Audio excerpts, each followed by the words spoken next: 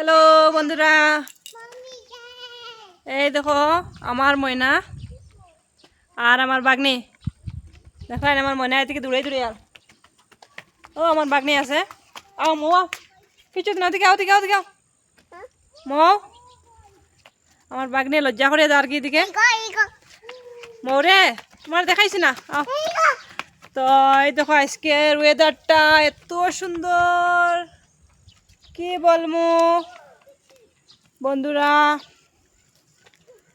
আজকে কিন্তু আমার কিরকম লাগার হইবে, আমি কিন্তু অনেক দিন পরে শাড়ি লাগাইছি